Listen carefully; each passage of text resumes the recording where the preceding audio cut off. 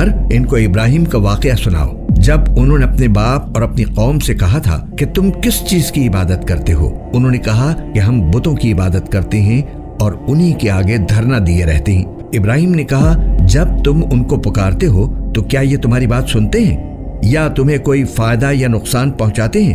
انہوں نے کہا اصل بات یہ ہے کہ ہم نے اپنے باپ دادوں کو ایسا ہی کرتے ہوئے پایا ہے۔ ابراہیم نے کہا بھلا کبھی تم نے ان چیزوں کو غور سے دیکھا بھی جن کی تم عبادت کرتے رہے ہو؟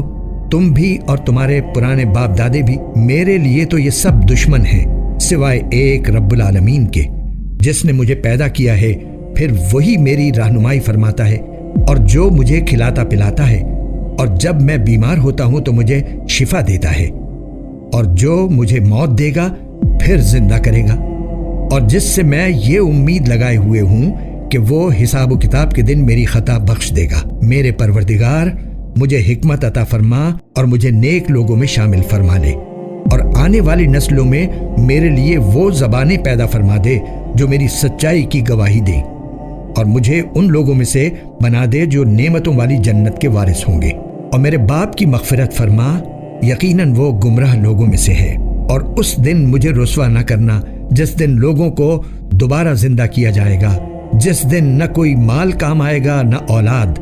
ہاں، جو شخص اللہ کے پاس سلامتی والا دل لے کر آئے گا اس کو نجات ملے گی، اور جنت متقی لوگوں کے لیے قریب کر دی جائے گی، اور دوزخ کھلے طور پر گمراہوں کے سامنے کر دی جائے گی، اور ان سے کہا جائے گا کہ کہاں ہیں وہ جن کی تم اللہ کو چھوڑ کر عبادت کیا کرتے تھے؟ کیا وہ تمہاری مدد کریں گے یا خود اپنا بچاؤ کر لیں گے؟ پھر ان کو اور گمراہوں کو بھی اوندھے منہ دوزخ میں ڈال دیا جائے گا، اور ابلیس کے سارے لشکروں کو بھی۔